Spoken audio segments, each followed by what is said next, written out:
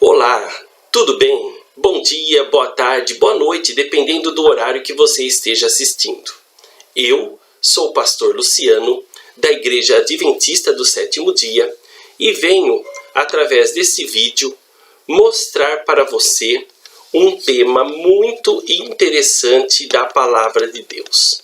Esse é o nosso primeiro estudo, que tem como título Verdades para um mundo assustado.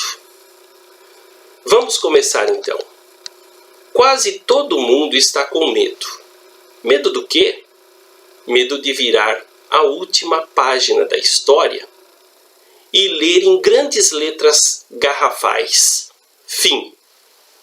Medo de que as previsões dos cientistas, ecologistas e religiosos se concretizem de uma só vez. Medo de ver o nosso planeta transformado em cinzas e condenado a girar para sempre pelo espaço afora. Por todos esses temores, faz sentido perder as esperanças? É razoável concluir que Deus não existe e que não há nada além daquilo que podemos ver ou tocar? Jesus sabia que nossa geração seria marcada pelo medo. Então ele disse: os homens desmaiarão de terror, apreensivos com o que está sobrevindo ao mundo, e os poderes dos céus serão abalados. E então se verá o Filho do Homem vindo na nuvem com poder e grande glória. Isso se encontra no livro de Lucas, capítulo 21, versos 26 e 27. Os homens estão com muito medo diante do que está para vir a esse mundo, diante até mesmo das expectativas do que está para acontecer. Nunca uma geração esteve tão inquieta ou ansiosa quanto ao que está por vir. Homens e mulheres estão pulando de teoria para teoria, de especulação para especulação, de culto para culto. Estão tentando encontrar alguma razão para a existência ou a esperança. Não temos que viver de um lado para o outro como um barco à deriva, num mar de incertezas e medo. Em meio a todo esse desespero, existe um livro maravilhoso que nos mostra o futuro de forma diferenciada. Que livro é esse? A Bíblia. Há certeza e esperança em cada uma de suas páginas. A palavra de Deus, ela oferece uma saída para o nosso dilema. Ela é cheia de esperança porque revela um Salvador e apresenta a cruz do Calvário no centro de tudo. A Bíblia tem transformado inimigos em amigos, assassinos em seguidores de Cristo, homens imperfeitos em homens segundo o coração de Deus, homens fracos e vacilantes em defensores destemidos da cruz do Calvário. Esse é o livro que vamos começar a estudar a partir desse estudo. Mas como devemos estudar a Bíblia? Alguém pode dizer, abre aspas, não consigo entender a Bíblia. Com os evangelhos não tenho dificuldade, mas não compreendo muita coisa além disso, fecha aspas. Outros, o Antigo Testamento, acham ele cansativo? E o que dizer do livro do Apocalipse com todos os seus símbolos? O que devemos então fazer? Todos podemos ler as Escrituras do começo ao fim. Podemos saber por nós mesmos o que existe lá. Também é muito gratificante estudá-la por livros ou capítulos separados. Entretanto, se quisermos descobrir o que a Bíblia ensina sobre um determinado assunto, existe um método muito bom para isso, um método direto, e que Jesus deixou para nós, registrado nas Sagradas Escrituras. Era tarde de domingo. Cristo andava com 2 dos seus seguidores pelo caminho de Emaús. Os discípulos não sabiam quem era aquele estranho e não podiam imaginar que fosse Jesus. Partilhavam com ele do seu desapontamento, dizendo que aquele que julgavam ser o Messias havia morrido como qualquer outro homem. Eles achavam que tinham cometido um engano. Jesus então começa a falar-lhes e, começando a ensinar as Escrituras por Moisés e por todos os profetas, começa a falar o que havia a seu respeito nas Escrituras. O Salvador queria que aqueles homens percebessem que ele era quem afirmava ser. Queria que eles entendessem que viera para morrer em nosso lugar. Jesus utilizou vários textos dos escritos de Moisés e dos profetas que apontavam para ele como Messias. Esse era o método de estudar e ensinar as Escrituras Sagradas. Para ter a maior compreensão da verdade bíblica, precisamos utilizar o mesmo método de Jesus. Ou seja, reunindo o maior número possível de versos que abordam determinado assunto, e assim teremos maior facilidade de descobrir a verdade sobre o determinado assunto. A Bíblia sugere um método simples, direto e seguro de estudar. O modo seguro é deixar que ela se explique sozinha. A melhor maneira de entender sua mensagem é juntar tudo o que os vários escritores têm a dizer sobre aquele assunto. Ou seja, preceito por preceito, linha por linha, um pouco aqui, um pouco ali. Então, o que é preciso? É uma declaração da verdade, uma ordem, uma orientação para o entendimento e comportamento? Assim, se um texto não traz uma ideia muito clara, outras passagens o explicarão. Por exemplo, podemos entender uma declaração feita por Paulo, mas unida ao que Pedro e Tiago dizem sobre o mesmo assunto, aquilo é esclarecido. Pode haver uma passagem que jamais entenderemos se a lermos sozinha, isolada, mas se a juntarmos a outras passagens sobre o mesmo assunto, ela se tornará mais clara. Suponha que você esteja junto a um católico romano sincero, a um bom amigo metodista e a um fiel batista.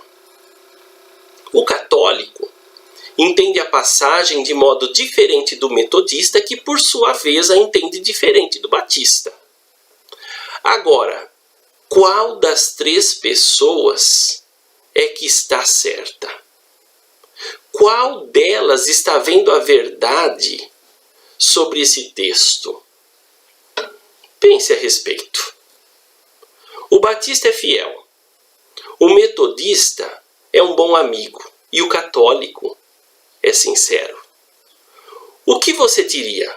Todos os 3 estão lendo a mesma passagem, mas cada um, devido à sua perspectiva, moldada pelo seu ensinamento.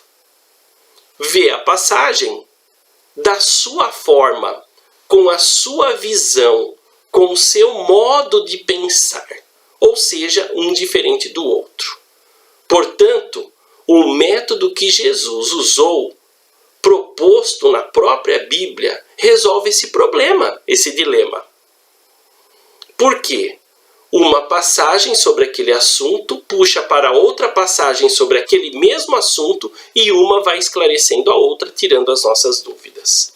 Deus jamais quis que a verdade bíblica fosse descoberta pelo estudo de uma única passagem isolada do seu contexto, nem que estudássemos a Bíblia baseados apenas em nossa vivência denominacional. Em vez disso, devemos checar nossas crenças e descobrir o ensinamento claro das Escrituras, ajuntando o que seus vários autores dizem a respeito de um determinado assunto. Quanto mais passagens colocamos alinhadas sobre um único assunto, mais segura é a interpretação. Existem passagens que, vistas isoladamente, simplesmente não são claras e dificultam a compreensão.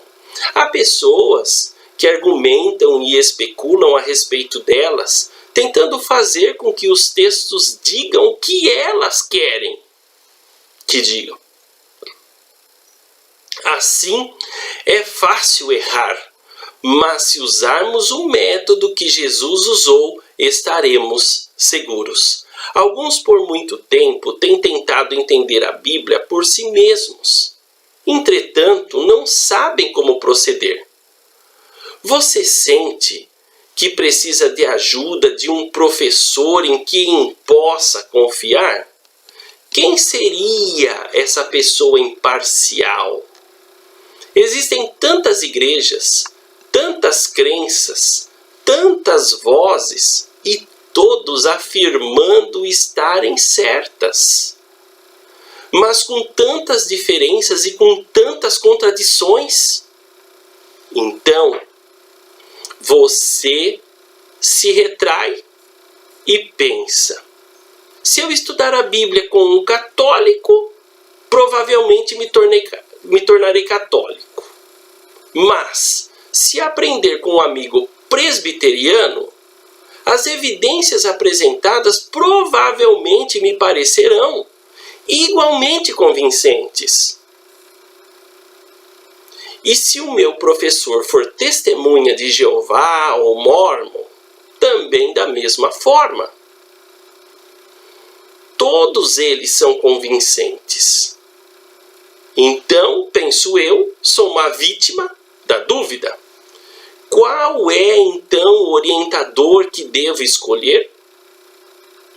Posso ser mal conduzido, apesar da minha sinceridade em querer achar a verdade?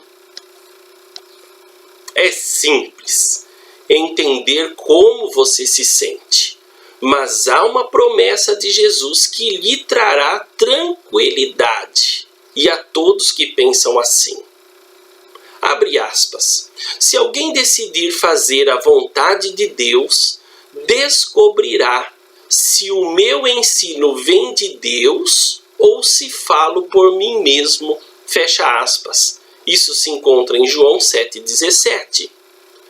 Aí está uma linda promessa, meu amigo. Se você quiser saber a vontade do Pai e estiver disposto a cumprir essa vontade, você não será enganado.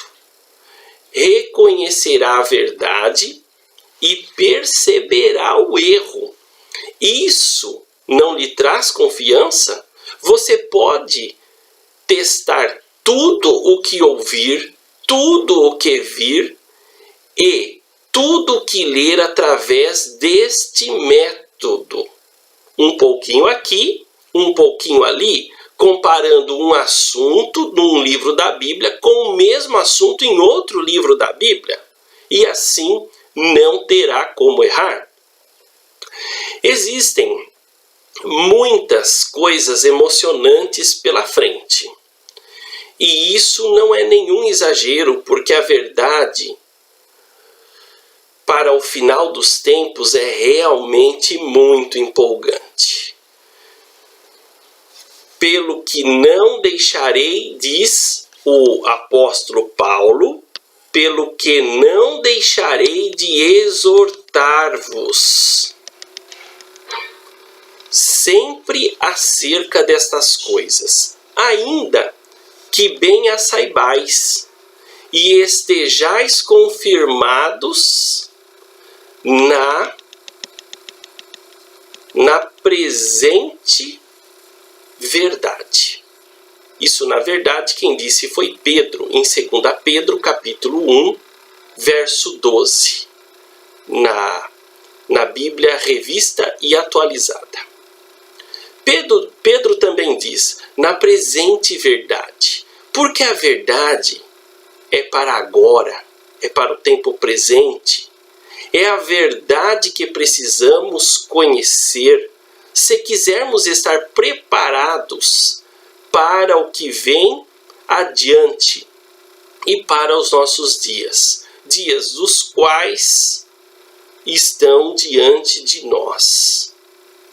Dias dos mais importantes da história desse planeta, quando o tempo está se esgotando e o destino de cada homem, mulher e criança está sendo decidido, ou seja, estamos diante da eminente volta de Jesus Cristo. Existe uma verdade especial para a mais significativa de todas as horas. Deus não se esqueceu de nós. E tem uma mensagem importante, e ela está na Bíblia, no capítulo 14 do livro de Apocalipse, os versos de 6 a 12. E diz assim, o verso 6. Então vi outro anjo que voava pelo céu, e tinha na mão o evangelho eterno para proclamar aos que habitam na terra e a toda nação, tribo, língua e povo. Fecha aspas. Essa mensagem é chamada de evangelho eterno. Não alguma coisa nova ou estranha, nem algo que o homem tenha inventado. É o mesmo evangelho encontrado por todo o Antigo e Novo Testamentos, mas é dado com um novo senso de urgência para essa época em particular. É a verdade contemporânea para essa época precária em que vivemos e refere-se a questões de vida ou morte. Essa mensagem é tão importante, tão urgente, que deve ser e está sendo levada para todas as nações, tribos, línguas e povos ao redor do mundo. Já o verso 7, esse é o verso 6, já o verso 7, ele diz assim, abre aspas, ele disse em alta voz, temam a Deus e glorifiquem-no, pois chegou a hora do seu juízo, e adorem aquele que fez os céus, a terra, o mar e as fontes das águas. Fecha aspas. Que mensagem é essa? Que vai com grande voz por todo mundo. E ela diz, tema a Deus. E temer não é ter pavor dele, mas é adorá-lo, reverenciá-lo, honrá-lo, colocá-lo em primeiro lugar na sua vida, dar glórias a ele, não a nós mesmos, não às nossas realizações e não à tecnologia. E por que essa mensagem é tão urgente? É porque resta pouco tempo. Chegou a hora do julgamento de Deus. Neste final dos tempos, Deus nos pede para adorar o Criador, aquele que fez os céus, a terra, o mar. Será que essa geração está fazendo isso? Os estudantes nos grandes centros de aprendizagem estão sendo ensinados a adorar o Criador? Claro que não. Eles aprendem a reverenciar as longas teses do acaso e das transformações. Quando deu as revelações do Apocalipse ao apóstolo João, Deus, o Criador, já sabia que isso seria necessário para os nossos dias. Mas, desde o passado, Deus já está mostrando para os povos a urgência da salvação. Deus já sabia que essa geração seria uma geração difícil e que negaria os seus atos criativos. Por isso, ele traz uma mensagem especial para esses últimos dias, para essa geração, que é uma mensagem de chamado para a adoração, uma mensagem de chamado para a origem humana, para o Deus Criador. Será que poderia haver uma mensagem mais apropriada do que essa? Bom, vamos agora para o verso 8, onde encontramos a mensagem do segundo anjo que diz que caiu Babilônia. Babilônia é o símbolo de todo culto falso. Tornou-se irremediavelmente corrupto. Então, repito, é o símbolo de todo culto falso. E Deus fala que esse tipo de adoração falsa iria cair. A seguir, ele apresenta uma terceira mensagem, que é a mensagem do terceiro anjo, dos versos 9 a 11. E é uma advertência solene contra a falsa adoração. É uma das advertências mais sérias encontradas em toda a Escritura. Essas mensagens são simbolizadas por 3 anjos voando pelo meio do céu. São o último chamado de Deus à raça humana. Mas quem é que dará essas mensagens? A que tipo de pessoa Deus confiará mensagens tão importantes, tão vitais, que todo homem, mulher e criança em toda parte deveriam saber, ouvir?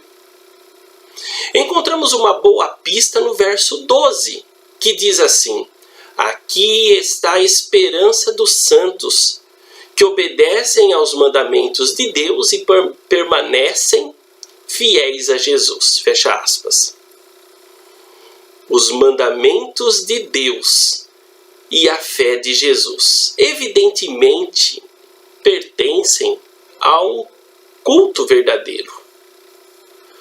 Pode parecer coincidência, mas em Apocalipse 12:17 encontramos quase a mesma mensagem e, sem dúvida alguma, um sinal de identificação.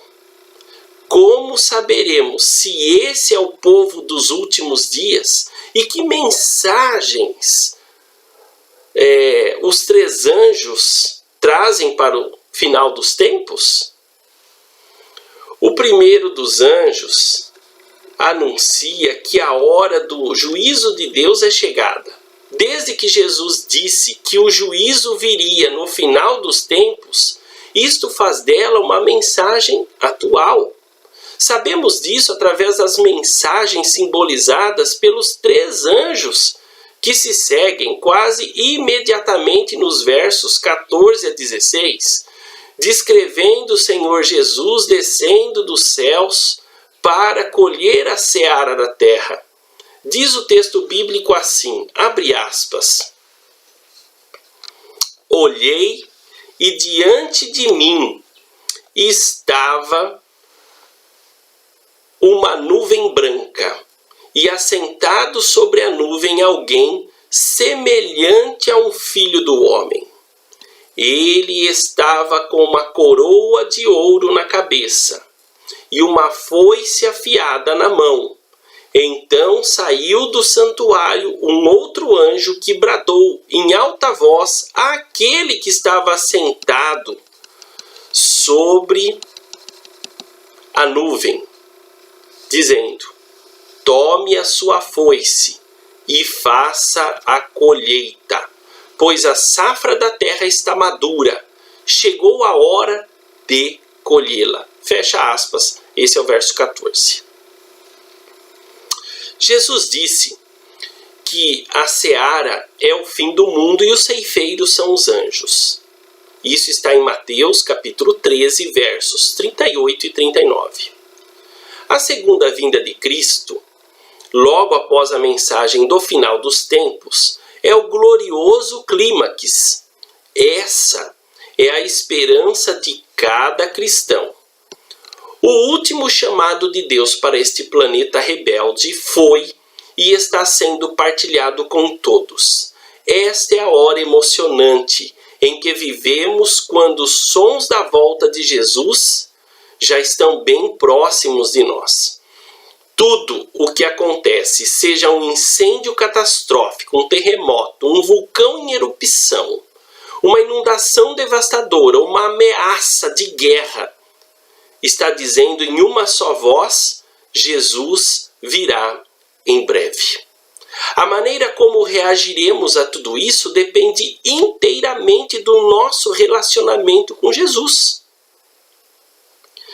Se o temos rejeitado e recusado, o sacrifício que ele fez por nós na cruz do Calvário será em vão e não terá valor nenhum para a nossa salvação. No entanto, se fizermos dele o nosso amigo e salvador, os sons da sua vinda serão para nós a confirmação de que a vida eterna é uma realidade. Ó, meu amigo, eu desejo firmemente que você faça um compromisso com Deus, vendo que as coisas desse mundo estão se encaminhando para um final e que a cada catástrofe, a cada doença, a cada situação difícil que acontece aponta exatamente para isso, eu te aconselho a andar com Cristo, a buscá-lo enquanto ainda há tempo. Que você decida em seu coração, após esse estudo, a estudar a Bíblia e a colocar esses ensinamentos em prática. Esse é o meu desejo para mim e para você também. Que Deus te abençoe, que Ele te guarde e que você seja um fiel seguidor desse Deus maravilhoso que tem um plano de vida eterna para você. Até o próximo estudo, que vai ser mais um estudo interessante e maravilhoso da Palavra de Deus. Que Deus te abençoe e